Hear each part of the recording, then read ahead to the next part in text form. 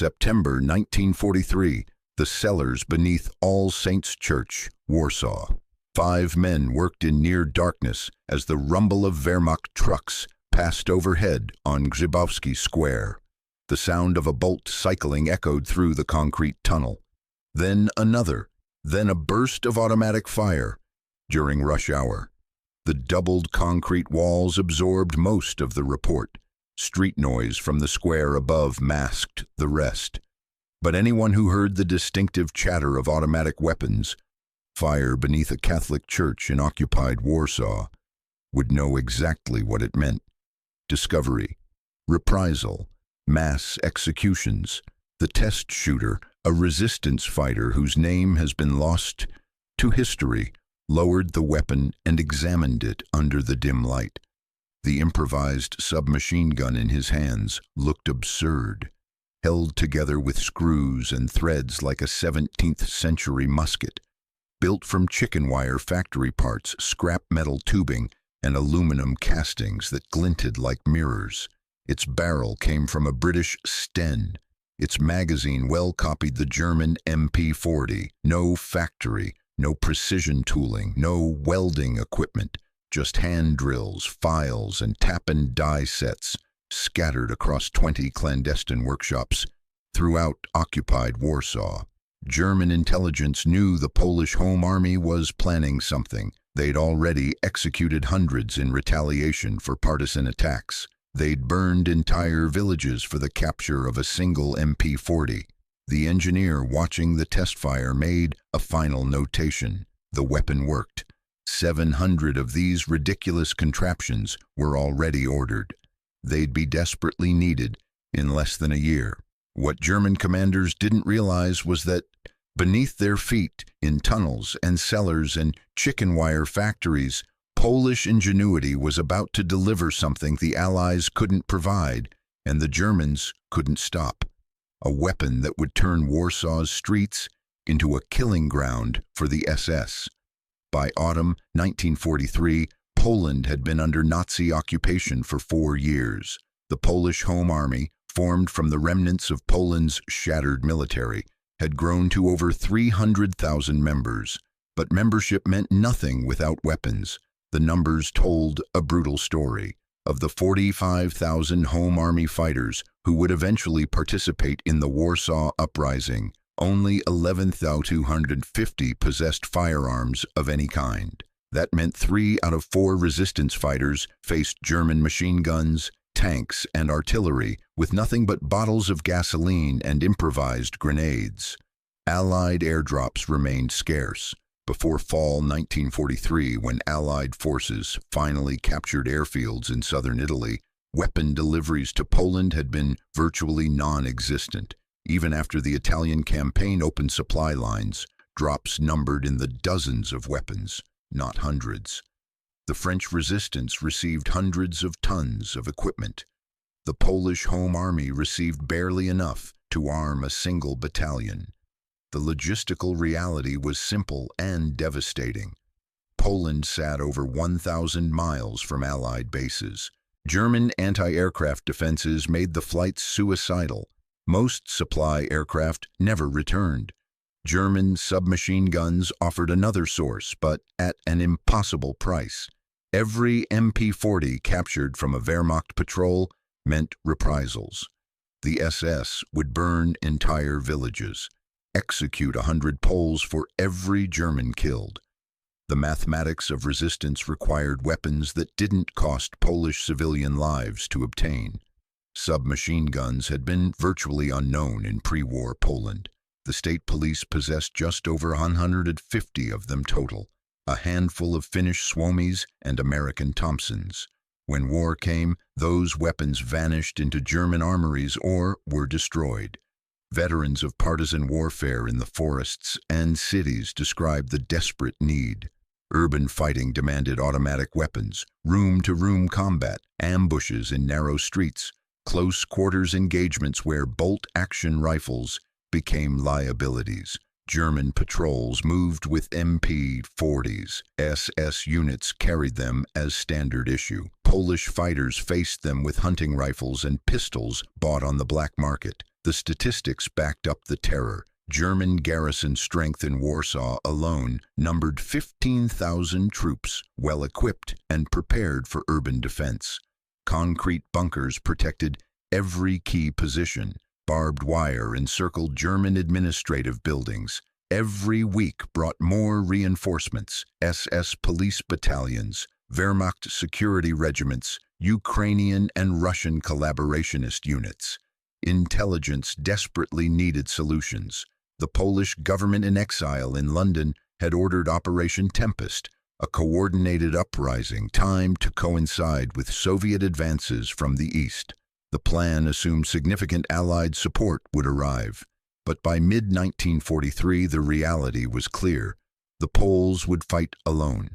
Two Polish engineers recognized what the Home Army needed: not sophisticated weapons requiring factory production, not complex designs demanding precision machining, something else entirely. Wacław Zawrotny and Severin Vilanier studied the weapons already flooding Warsaw's underground. German MP40s chambered in 9mm 19mm parabellum, British Sten guns dropped in handfuls, using the same ammunition and the same magazines. Both weapons operated on simple blowback principles. Both could be manufactured without advanced tooling. What made their situation particularly devastating was scale. Even if the Home Army captured every German weapon in Warsaw, they'd arm maybe 10% of their fighters. Airdrops would never deliver enough. Black market purchases drained resources and risked exposure. The engineers proposed something the German occupation authorities considered impossible: mass production of submachine guns in secret workshops beneath the Wehrmacht's nose, using the most primitive manufacturing technology imaginable, distributed across the city so that discovery of one workshop wouldn't compromise the entire program. The weapon would use captured German ammunition.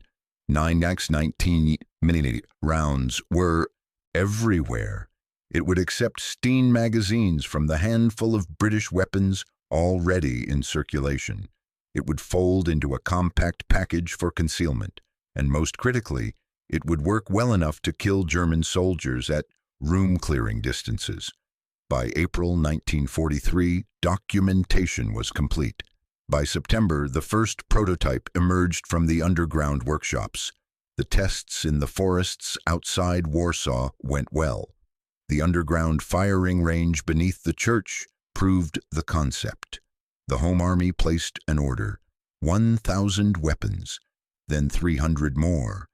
The impossible was about to become reality. German occupation authorities considered Polish technical capabilities beneath contempt. Reports from SS administrators in Warsaw described the Polish underground as capable of crude sabotage and assassination, nothing more. The idea that resistance fighters could manufacture automatic weapons in occupied territory struck German intelligence as laughable. They had reason for their confidence. Modern submachine gun production required machine tools, precision measurement equipment, and most critically, quality steel and skilled machinists. The Germans had seized every factory, conscripted every skilled worker, and monitored every source of raw materials. Metal went to the Reich. Machine shops operated under constant surveillance. Any significant drain on supplies would trigger immediate investigation. SS security protocols reflected this assessment. German troops patrolled in strength, confident their superior firepower and training would overwhelm any partisan attack. Small arms were plentiful. Every Wehrmacht soldier carried a carabiner 98K rifle. Every other man in urban patrols carried an MP40. Ammunition flowed freely from German logistics networks. Replacements arrived weekly. Polish resistance attacks before 1943 confirmed German assumptions. Partisans struck with pistols, hunting rifles, and improvised explosives. They ambushed isolated patrols and fled before reinforcements arrived. They operated in cells of 5 or 6 fighters, never in company strength. The pattern suggested desperation, not capability. What German commanders didn't understand was the Polish approach to the problem. The Home Army wasn't trying to match German production capability. They were circumventing it entirely. Instead of factories, the Poles used workshops. Instead of welding, they used screw threads and micro grooves. Instead of forging, they machined recycled tubing. Instead of a single vulnerable production line, they distributed manufacture across more than 20 sites, scattered throughout Warsaw. A legitimate chicken wire factory at 20 Grabowski Square became final assembly. The church cellar next door became the test range. German industrial monitoring couldn't catch what didn't look like arms production. A hardware store selling screws and bolts, a metalworking shop producing plumbing fittings, a machinery plant making hinges. Each location manufactured a few components.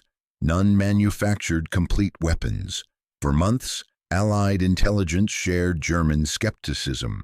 Reports from the Home Army describing domestic weapon production met with polite disbelief in London.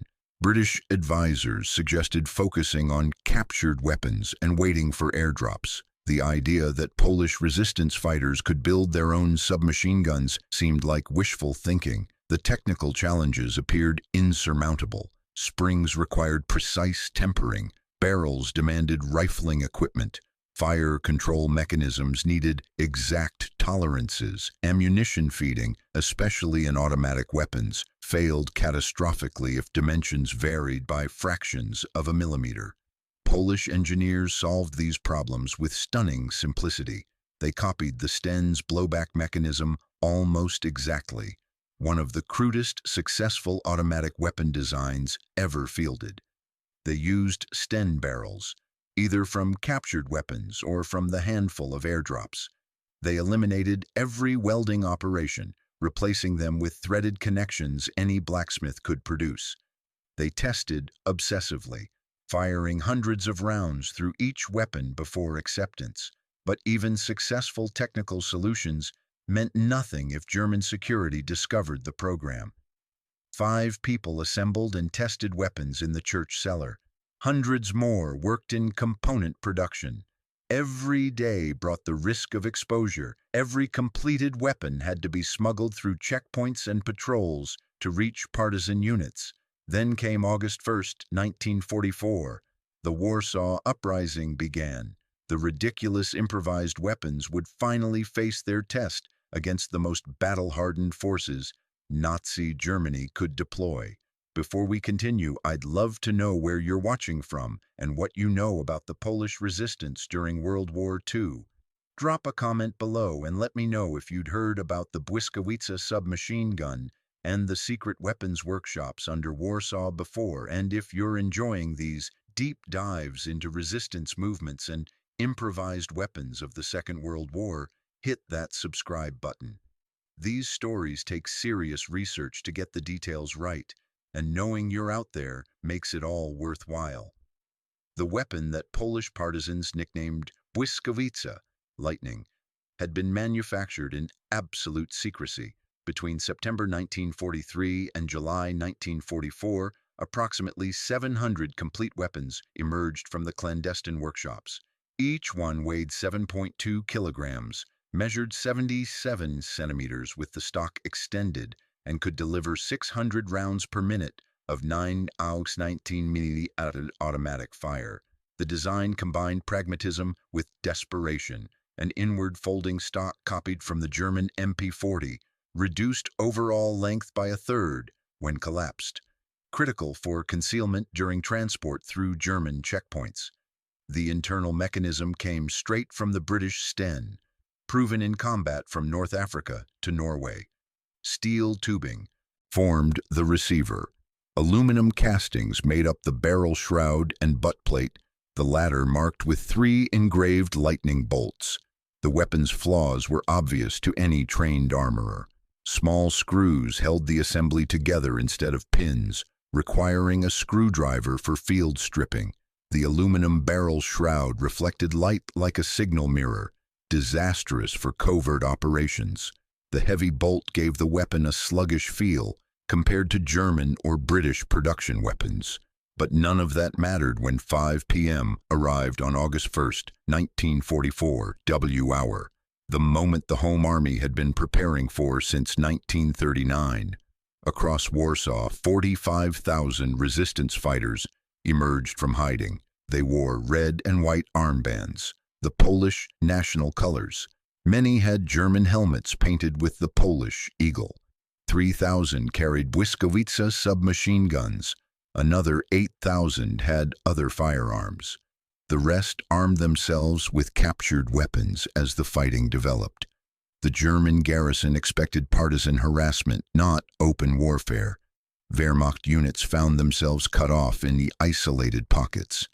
Communications failed. Polish forces overran German positions in the Old Town, the city center, and residential districts. Within hours, the Home Army controlled significant portions of Warsaw. Then German reinforcements arrived. SS Obergruppenführer Erich von dem Bach-Zalewski took command on August 2nd. A specialist in anti-partisan warfare with a staff experienced in crushing resistance movements, von dem Bach brought overwhelming force. The Dirlewanger Brigade, criminals and SS convicts, formed into a punishment unit notorious for atrocities. The Rona Brigade, Russian collaborationists under Bronislaw Kaminsky, the Hermann Göring Panzer Division elements, SS police battalions, Wehrmacht security regiments. The Germans numbered over 25,000 combat troops. With tanks, artillery, and air support, they began systematic reduction of Polish-held areas, block by block, building by building. This was where the Błyskawica proved its worth. In the narrow streets of Warsaw's Old Town, a Home Army squad held a barricaded position. German infantry advanced behind an armored car. The Poles had no anti-tank weapons, no artillery. They had one Błyskawica, captured German rifles, and a K-pattern flamethrower built from diesel fuel canisters and compressed air tanks. The partisan fighter with the Błyskawica waited until the armored car passed their position. German infantry followed 20 meters behind, moving in two files along the buildings. Standard Wehrmacht urban assault doctrine, professional, confident. The Błyskawica opened fire. 9mm rounds stitched across the lead German soldiers at 15 meters range. The weapon's crude fixed sights meant accuracy was poor beyond 20 meters, but in close quarters, volume of fire mattered more than precision. The Germans scattered. Return fire tore chunks from the barricade. The Błyskawica cycled through its 32-round Stens magazine in 3 bursts. The flamethrower operator rose from cover and engaged the armored car. A jet of burning diesel and gasoline engulfed the vehicle. Crew members bailed out, uniforms ablaze. Another Błyskawica burst cut them down. The German infantry assault broke. That scene repeated hundreds of times across Warsaw during the first week of August.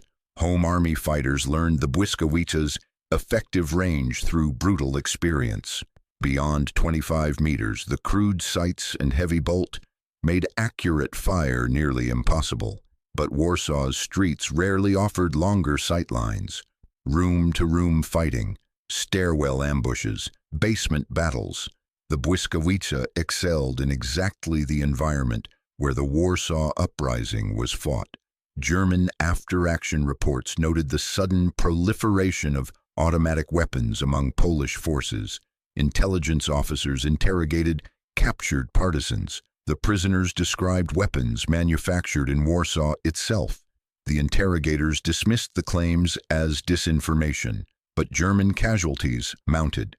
SS units advancing through the Old Town faced coordinated automatic weapons fire from buildings, barricades, and sewers.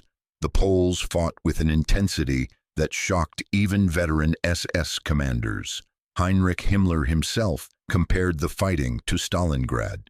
The Dirlewanger Brigade, notorious for atrocities in Belarus and Ukraine, found itself in sustained combat against defenders who wouldn't surrender and couldn't be intimidated. Błyskawica-armed Home Army fighters held positions until ammunition ran out, then fell back through the sewer system to rearm and reinforce other strongpoints. In Wola district, SS and collaborationist forces responded with mass executions. Between 30,000 and 65,000 Polish civilians were murdered in the first days of August. The atrocities stiffened resistance instead of breaking it. More civilians joined the uprising. Improvised weapons workshops continued operating even as German artillery pounded the city. Home Army fighters produced 40 additional Błyskawica submachine guns during the uprising itself, working in basements while battles raged overhead. The weapon's crude manufacture became an advantage. When screws loosened or threads stripped, partisan armorers repaired them with basic tools. When barrels wore out from sustained firing, they cannibalized parts from damaged weapons. The simplicity that made professional gunsmiths wince kept the Błyskawica functioning under conditions that would disable factory-produced weapons. For 63 days, Warsaw burned. The Germans brought in siege artillery, including 600 mm Karl Garret howitzers that hurled 2-ton shells into Polish positions. They deployed Goliath remote-controlled demolition vehicles. They used Stuka dive bombers and heavy bombers to reduce buildings to rubble. But through it all, the Błyskawica kept firing. Polish partisans with improvised submachine guns held out longer than the Germans thought possible, longer than the Allies expected, longer than perhaps anyone believed they could. When General Tadeusz Komorowski surrendered on October 2, 1944, the Germans had won. But they'd paid a price no one anticipated for a victory over partisans with crude weapons. After the Warsaw Uprising collapsed, German forces found the answer to a question that had puzzled them for 2 months. Where did the Polish partisans get so many automatic weapons? In the ruins of the chicken wire factory at 20 Grzybowski Square, Wehrmacht engineers discovered the underground assembly facility, the tunnel shooting range beneath All Saints Church, component workshops scattered throughout the city, blueprints, partially assembled weapons, thousands of small threaded screws, and precisely machined steel tubing. The Germans had been fighting weapons manufactured literally beneath their feet. Technical analysis of captured Błyskawica weapons revealed sophisticated engineering hidden behind crude manufacturing. The blowback action operated reliably despite the weapon's appearance. The free-floating firing pin and dual-spring buffer system prevented bolt bounce, a common failure mode in hastily manufactured automatic weapons.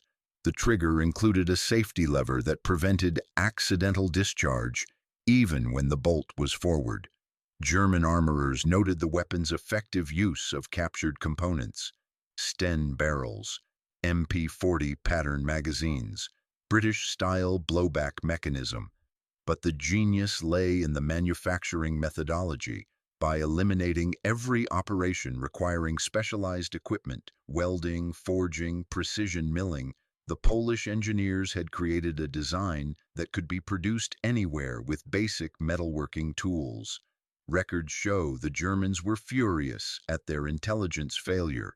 Polish resistance fighters had manufactured 700 submachine guns in a major city under occupation, with German security forces conducting daily patrols and surveillance. The distribution of production across 20 separate workshops meant German industrial monitoring never detected the arms manufacturing program. British intelligence officers who examined captured Błyskawica weapons after the war expressed professional admiration. The weapon proved that modern automatic weapons could be produced by resistance movements without factory infrastructure. That finding would influence post-war doctrine on support for partisan operations and unconventional warfare. The engineering achievement became more remarkable given the context. Polish engineers designed and manufactured the Błyskawica while living under occupation, facing execution if discovered, without access to technical libraries or reference materials beyond the weapons they could examine directly. Warsaw Uprising and Severin Villainier created production documentation, solved manufacturing challenges, and organized a distributed supply chain, all while the Gestapo hunted resistance. Leadership. Most critically, the weapon worked well enough to matter. Home Army after-action reports described the Błyskawica as reliable in combat despite its crude construction.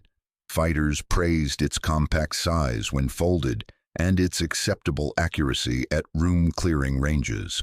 The main complaints focused on the reflective aluminum barrel shroud and the time-consuming field stripping process requiring a screwdriver. Statistical analysis of the Warsaw Uprising reveals the impact of domestic weapons production. The 700 Błyskawica weapons represented nearly 25% of all submachine guns available to Polish forces at the uprising's start. Additional improvised weapons, K-pattern flamethrowers, improvised grenades, one armored car, gave the Home Army combat capabilities the Germans never anticipated. German commanders learned a bitter lesson about underestimating occupied populations. The same lesson would be relearned by other occupying forces in later conflicts. Technical superiority and industrial capacity mean nothing if resistance fighters can manufacture adequate weapons from available materials. The broader intelligence value extended beyond the specific weapon. The Błyskawica demonstrated that decentralized production networks could operate beneath occupation authorities' detection thresholds, that resistance movements could achieve limited self-sufficiency in arms production, that improvised weapons could perform well enough to matter in urban combat.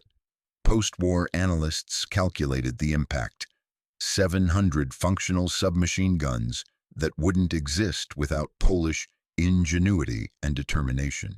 Thousands of German casualties inflicted by weapons the occupation authorities considered impossible to manufacture. 2 months of sustained urban combat that tied down German forces desperately needed on the Eastern Front as Soviet armies advanced toward Warsaw. The cost was catastrophic. The Warsaw Uprising failed. Between 150,000 and 200,000 Polish civilians died. The city was systematically demolished. The Home Army was destroyed as an organized fighting force, but the technical achievement remained. Under the worst possible conditions, with the most primitive available tools, Polish engineers and resistance fighters proved that determination and ingenuity could create weapons of war when none were available. The Błyskawica stood as evidence that occupation could be resisted, and that the occupied weren't as helpless as occupiers assumed. The immediate aftermath of the Warsaw Uprising was devastation on a scale rarely seen, even in World War II. After the surrender on October 2, 1944, German forces systematically destroyed what remained of Warsaw. Demolition teams reduced 85% of the city to rubble. The civilian population was deported, 60,000 to concentration camps, including Auschwitz and Mauthausen, another 90,000 to forced labor camps in the Reich. The survivors returned to find their city erased. General Tadeusz Komorowski and the surviving Home Army fighters received prisoner of war status after surrender, a concession that shocked Stalin and probably saved thousands of Polish lives. The Germans, despite their brutality during the fighting, ultimately honored the military convention. It was the last gesture of recognition before Warsaw ceased to exist. The engineers who designed the Błyskawica survived the war. Warsaw Uprising and Severin Villainier lived to see Poland liberated, though not by the forces they'd hoped would arrive. The Soviet Union established communist control over Poland. The Home Army's sacrifice became politically inconvenient. For decades, the official narrative downplayed or ignored the uprising entirely. The Błyskawica was forgotten. Western military analysts who studied the weapon after the war recognized its significance. The British and Americans were developing support doctrines for resistance movements in case of Soviet occupation of Western Europe. The Błyskawica proved that even modern automatic weapons could be manufactured by determined partisans with minimal resources. Of the approximately 700 Błyskawica submachine guns manufactured, only a handful survived the war. Most were destroyed in combat, captured and scrapped by German forces, or lost in Warsaw's destruction. Today, one example resides in the Polish Army Museum in Warsaw. A few others are scattered among military museums in Europe and North America. Each is a reminder of what Polish ingenuity achieved under impossible circumstances. The weapon influenced post-war weapons development in unexpected ways. The British developed the Sterling submachine gun, which incorporated some design features similar to the Błyskawica's dual-spring buffer system. The concept of weapons specifically designed for resistance manufacture appeared in Cold War planning documents. The Błyskawica became a case study in asymmetric warfare and improvised weapons production. In modern Poland, the Błyskawica carries profound symbolic weight. It represents Polish resistance to occupation, Polish technical ingenuity despite resource constraints, the determination to fight even when defeat seemed certain. Every August 1st, Warsaw commemorates the uprising with ceremonies at the sites where Home Army fighters held their positions. The Błyskawica appears in those commemorations as symbol of a refusal to surrender. Historical assessment of the Warsaw Uprising remains controversial. Some historians argue the uprising was a necessary stand for Polish independence. Others contend it was a strategic disaster that destroyed Poland's best organized resistance force and condemned the civilian population to mass death. The debate continues. What's not debatable is the human achievement the Błyskawica represents. In a city under total occupation surveillance, Polish engineers designed a functional automatic weapon. In workshops without proper equipment, Polish metalworkers manufactured 700 of them. Under fire from SS units with tanks and artillery, Polish partisans used those improvised weapons to hold out for 63 days against forces that had conquered most of Europe. Sometimes history judges efforts by their success. Sometimes it should judge them by their audacity in the face of impossible odds. Superior weapons matter in war. Superior numbers matter. Superior logistics, training, and industrial capacity, all of these matter. But none of them matter as much as the determination to resist, even when resistance seems futile. The Germans had every advantage in Warsaw. More troops, better weapons, artillery support, air superiority. They had the industrial capacity to produce unlimited ammunition, while Polish fighters scavenged cartridges from dead soldiers. They could replace every casualty with trained reinforcements, while the Home Army watched its numbers dwindle. But they faced an enemy they never anticipated. Polish engineers who could design weapons with hand tools, metalworkers who could produce them in cellars beneath church basements, and fighters who would use them against SS units, even when the outcome was certain. The Błyskawica, lightning, was never supposed to exist. German intelligence said it was impossible. Allied planners said it was impractical. Professional soldiers looked at the crude construction and predicted immediate failure in combat. They were all wrong. 700 improvised submachine guns, 100 machined with screw threads like a 17th century musket, each one held together by determination disguised as ingenuity. Every one of them a weapon that shouldn't have worked, but did. One underground firing range beneath a Catholic church, 20 workshops scattered across an occupied city, 5 people assembling weapons while German trucks rumbled overhead.